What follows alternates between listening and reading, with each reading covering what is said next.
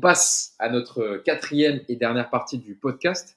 Parce qu'on a dit qu'on devait faire 1 heure. Donc, bon, on va faire encore 5 minutes sur cette dernière partie et on sera bon. On va réussir à respecter cette fois, je vous le promets. Donnarumma fait-il désormais l'unanimité? Le gardien italien du Paris Saint-Germain qui a effectué un clean sheet hier pour ça. C'était sa 100e sous le maillot du Paris Saint-Germain. Vous le voyez sur le visuel que Yacine vous affiche. J'ai regardé sa fiche, 6 arrêts effectués. Le portier italien de 25 ans, donc qui a souvent été contesté à juste titre parce qu'il a fait des boulettes depuis qu'il est arrivé, du mal avec son jeu long. Est-ce que clairement, c'est la question, Yacine, il s'est imposé dans les buts, ou est-ce qu'il n'y a plus de doute par rapport à son statut de numéro 1, Gianluigi Donnarumma? Moi, je pense qu'il y a jamais de doute dans la tête du coach, en tout cas. Parce que il y a que ceux qui ont la mémoire de Navas il y a 3 ans ou 4 ans qui avaient un doute. Il y avait plus de doute. Maintenant, je pense que, en fait, pour moi, la sensation que j'ai aujourd'hui, c'est que on a arrêté de vouloir faire de Donnarumma un gardien qu'il n'est pas. Voilà. On voit bien que les sorties de balles, on joue moins avec lui, on joue un peu avec lui, il fait moins d'erreurs, il joue plus simple. Il a gardé ses caractéristiques, à savoir que sur sa ligne, nous on l'a toujours dit ici, sur sa ligne, c'est quand même énorme. C'est très fort dans les réflexes, c'est très fort dans la vivacité, c'est très fort comment il va au sol pour sa taille. Donc en fait, on utilise juste Donnarumma avec ce qu'il sait faire. Et je pense qu'en fait, ça le met un peu plus en confiance parce que du coup, au lieu de se dire ah, je dois d'abord être un joueur qui vient, qui relance, qui se met entre les deux centraux pour machin. Non, en fait, il est dans ce qu'il a appris à faire. Voilà, je pense que c'est tout simplement son utilisation qui est bonne. Et évidemment que quand un gardien est un peu plus en confiance, qu'il a moins de choses à penser sur je dois me positionner comme ça pour la sortie de balle, etc. Et qui joue sur ses qualités, bah voilà, il n'y a rien à dire. Et depuis le début de saison, il est plutôt bon. Et cette saison, je pense qu'il a réellement rapporté des points au PSG. Ouais, c'est ça la question Sinico, et d'un point de vue mental, parce que souvent ces erreurs le plombaient un peu, on sentait qu'il était fébrile, alors que c'est quand même un gardien qui a quand même confiance en lui, qui a été champion d'Europe avec l'Italie, qui a fait des grosses saisons avec l'AC Milan, son club formateur.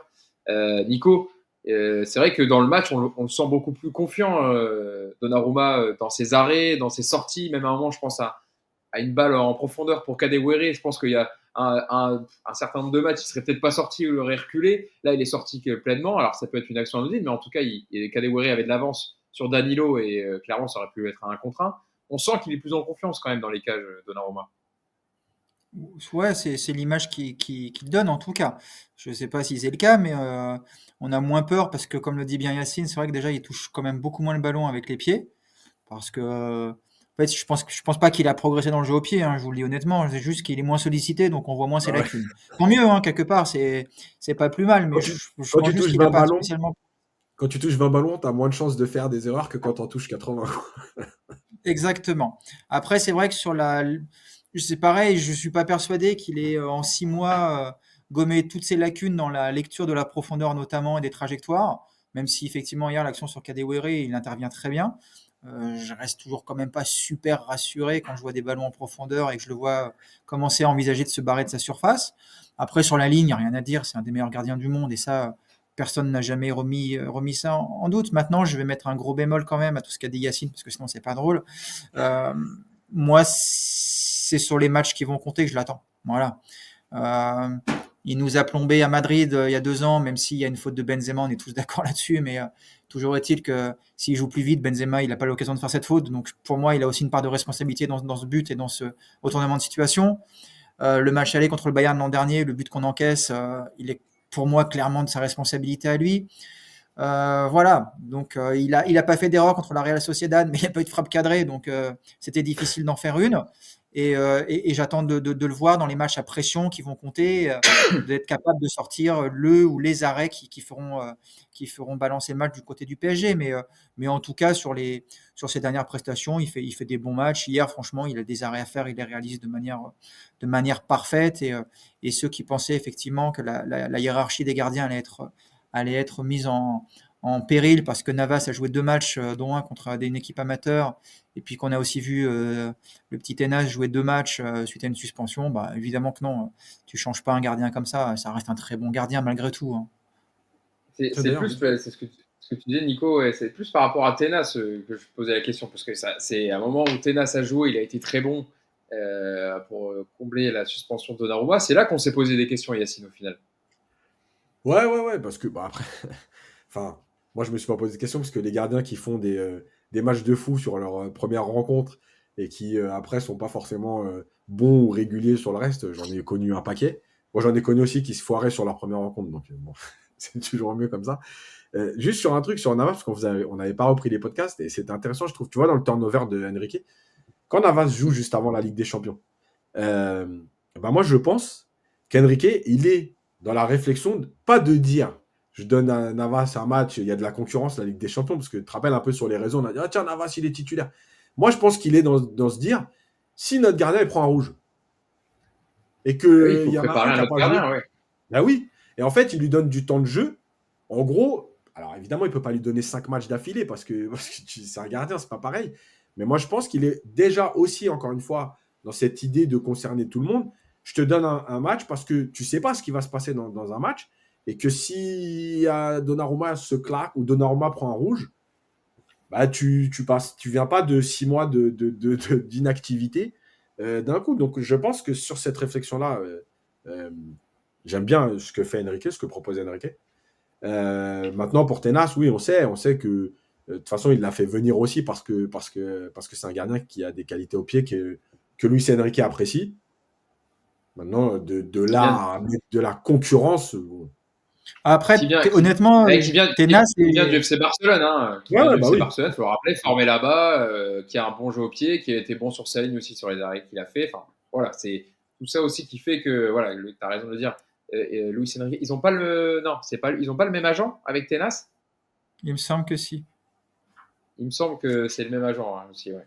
Bon, voilà. C'était tous ces éléments-là qui faisaient que, mais voilà, Donnarumma a depuis repris sa place de numéro 1. Nico, pour la dernière intervention dans ce podcast. Non, c'était, je vais quand même le dire, mais j'allais dire que Tenas était plus technique que Colomani, donc évidemment qu'il est bon au pied, ce gamin, ça se Fallait voit. pas Non, le mais toi, laisser. il est. Fallait pas le laisser. Non, mais on n'avait rien dit J'aurais sur dû te couper la Colomani. chic avant. Mais non, mais on n'avait rien dit sur Colo. Ça, je me disais, merde, il va passer entre les gouttes, donc voilà, c'est fait. Je l'ai placé quand même. Bon, il n'y a rien à dire de. Oui, il a pas fait. Enfin, il n'y a rien à dire de fou sur Ah Colomwani, bah quoi. non, il n'y a rien à dire. Hein. Ça, C'est pour ça, moi, il est nul. Hein. Il n'y a c'est le rien à déchet dire. technique habituel, quoi. C'est le déchet Ah technique bah ouais, il est habituel. nul. C'est ça. Alors on nous dit qu'il est avant-centre, mais quand il joue avant-centre, il est nul parce qu'il n'y a pas d'espace. Quand il y a de l'espace, il est nul, mais on lui dit parce qu'il n'est pas bien servi. Et puis quand on le met sur un côté, on nous dit qu'il est nul, mais parce que c'est pas son poste. Donc en résumé, il est nul, quoi. Mais bon, Bon, ouais, on on aura. l'a pas payé cher, donc c'est pas grave. Attends, parce que. Alors, bah, attends. Moi aussi, je vais y aller de mon tacle. Bon, la dernière après, parce qu'après, on va dépasser et on a dit Non, on non, s'y mais. tiendrait. Vas-y. Parce qu'on avait dit que Marquinhos s'était bien repris Ah, je mercredi. savais que c'était Ah Marquinhos. Je savais. et en fait, Putain, je le eh, savais. je jure que je regardais le match et quand il fait son erreur, je le vois grimacer, je me dis, il va pas nous faire le coup de j'ai fait une erreur et j'ai une gêne. Mais 5 minutes après, il sort. Non, mais c'est extraordinaire. Mais Ah, tu il sais nous quoi, fait quand j'ai même un pas. sauvetage de fou hein, en première Non, période. Hein. non, non, mais en fait, c'est pas le problème. Je te jure, c'est même pas son match. Globalement, il est pas. Il fait pas d'erreur Oui. énorme, tu vois, il en fait une là. Mais en fait, j'arrive pas à m'expliquer ce truc de quand je fais une erreur, il faut que je m'invente une gêne, je me sens pas bien, tu restes 4-5 minutes sur le terrain et puis finalement il dit au coach non, changement. Mais c'est exceptionnel cette attitude, tu vois. Et Et puis pourtant, comme tu direct, dis, hein. Il est ouais, vraiment ouais, sorti, mais ça a pris non, 20 mais c'est secondes et il a dit hop, j'ai enlevé incroyable. le brassard. Ouais, c'est Ouais. incroyable. Mais comme tu dis, pourtant, tu vois, il était plutôt dans son match. Il fait un super tacle sur la deuxième tentative Sur nantaise Kozza, après l'arrêt. Nicolas Après Kozza. l'arrêt. Voilà. Ouais. Mais c'est incroyable. Voilà, quoi. Il fallait que je le dise parce que c'est tellement récurrent. En fait, dès qu'il fait une erreur, il faut qu'il sente une petite gêne, quoi. Ouais, c'est vrai qu'on l'a déjà vu quelques fois cette situation-là. Bon, merci beaucoup Nico, merci beaucoup Yacine d'avoir été présent pour débriefer ce Nantes-Paris Saint-Germain, donc la victoire 2-0 des Parisiens. Paris qui a donc, je le disais, 14 points d'avance désormais sur Nice, deuxième, qui a Et perdu on rappelle qu'il y a contre Lyon. 34 journées. Donc, dans 3 matchs, le championnat est terminé. Ouais. Ouais, là, je pense que Paris est bien. Ouais. Je pense que Paris va dérouler, va pouvoir faire. Et on va avoir encore plus de turnover sur les prochains matchs avec tous les matchs qu'il y aura en semaine. Parce qu'il y a la Coupe de France, il y a la Ligue des Champions. Donc, Paris a encore pas mal de matchs avec des semaines à trois matchs. Merci à vous de nous avoir suivis. Hein. Merci d'avoir été encore une fois aussi nombreux sur le live. On vous remercie. Yacine l'a fait en début de podcast, mais j'en profite aussi pour dire merci pour tous vos retours. Hein. Pour le retour jeudi du podcast après le match contre la Real Sociedad. Il y a énormément de commentaires. On essaye de répondre à tout le monde. Mais merci d'être aussi nombreux et d'être heureux que le podcast revienne. Nous aussi, on est très heureux de pouvoir interagir avec vous également. Et on vous parlera évidemment de la formule d'abonnement qui va arriver, des nouveaux contenus. Ça se met en place tout doucement. Comme ça, on vous a déjà amorcé un peu le projet. Et on espère faire de grandes choses tous ensemble. Merci à vous Juste, de nous avoir suivis. Un dernier truc. Il y a Vas-y. Crocodile qui dit 34 journées, point d'interrogation. Bah ouais, je sais pas s'il est au courant qu'on est passé à 18 clubs. Ah oui, désormais, il y a 18 clubs. Hein. On a retiré 2 cette saison. Et donc, effectivement, 4 journées en moins dans le championnat de Ligue 1. Merci Nico, merci Yacine. Merci Hugo. Nico, je te laisse aller vendre quelques montres. Ouais, puis allez Brest, hein, n'oubliez pas les amis surtout. Hein. Il y a un match ce soir. Avec ta belle figurine de Goldorak derrière, je pense que... Tu peux nous dire le lien que tu as avec Brest parce que j'ai... Ah, il est déjà prêt le tweet. Ouais, pour ceux qui me suivent, c'est vrai que je me rends compte que j'ai souvent des liens avec les adversaires de l'OM.